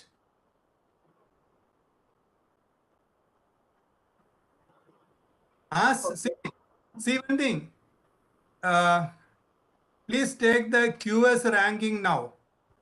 Please take it that time higher education ranking now. And there are many 3 or 4 more this university rankings. You will see one thing very specific. They are all doing research on what is important to them. We are not doing the research what is important for our country. So if we have to do that one, we have to follow these particular 3 levels for our country. When I study mechanical engineering, I have to look around. I should be able to see how things are happening around me and which is linked to my subject. If we are not able to make our students think and they cross the year of 25 and they lose their plasticity of their brain and they also in search of a job they become some mercenary researchers, then how we can expect something new here? Therefore, it is very important that as we speak in that platform IMAX, these 3 steps we have to follow in our system. Then only we can reach there.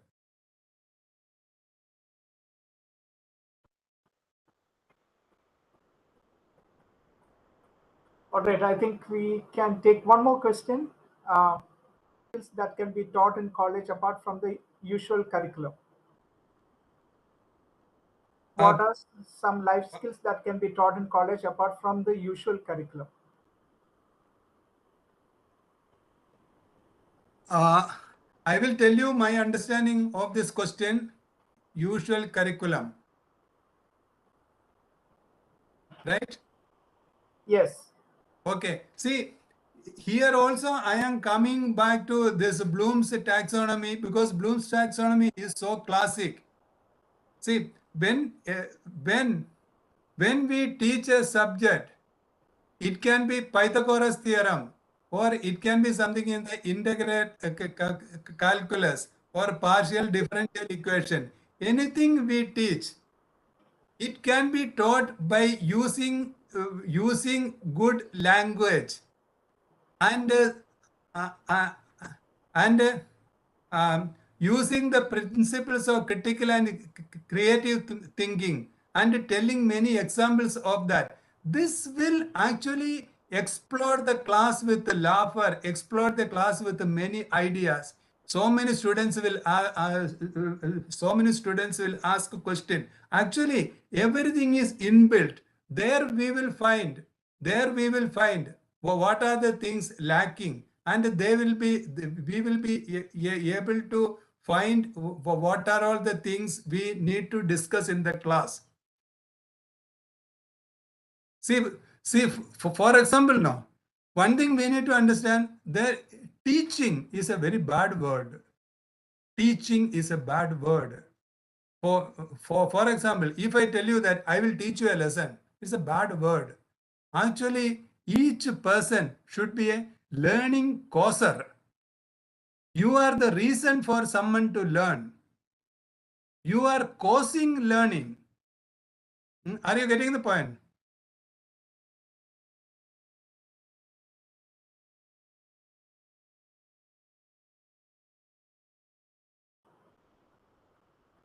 Yes, I think that is clear. I think Yes.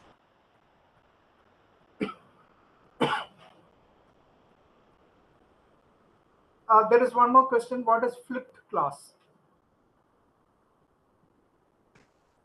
See, flip class is a very interesting thing. There, the role is getting changed. In how it is applied in a top university in Singapore, I will tell you. There is no teaching in the class. The teacher will send a message that in our next class this is the subject. So all students learn that in advance and they come to the class. Then what is happening in the class is only discussion and debate. And the students will get their score, their grades based on their participation in the discussion. So the role is getting flipped. Are you getting the point?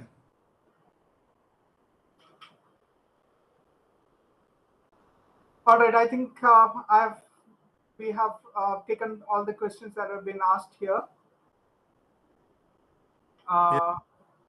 Now, regarding this further sessions, tomorrow we will not be having any session. Tomorrow and day after, that's Saturday and Sunday. The next session will be on Monday. That will be taken by Dr. 𝐔𝐬𝐽𝐽𝐲𝐻 itself. And please don't forget to do your task and assignments in the LMS. Please do complete them, because that will be required for you to get your certificate as well.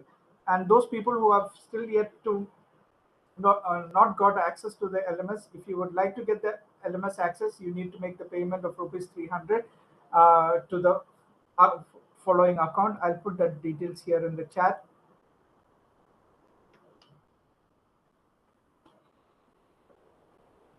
And those people who have already got LMS access, if you have any doubts or clarification regarding anything to be done in the LMS, you can also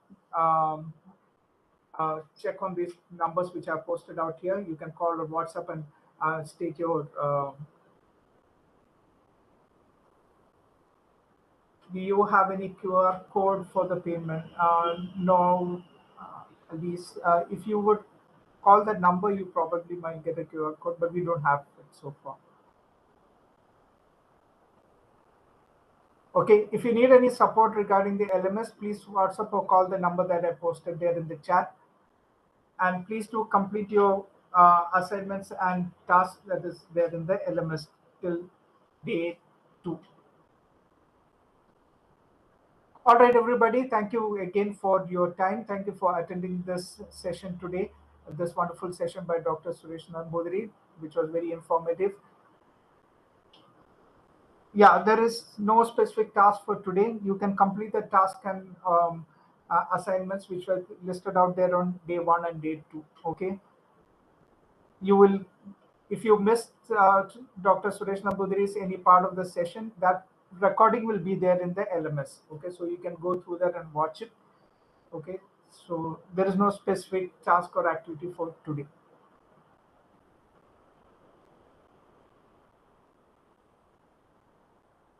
Yes, the details of each of the tasks is described there in the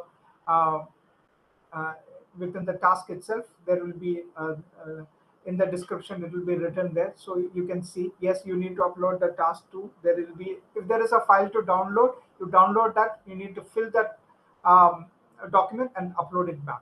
Okay.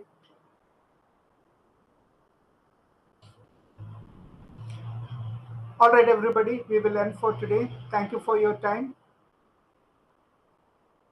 See you again on Monday, 7 p.m. Have a good evening.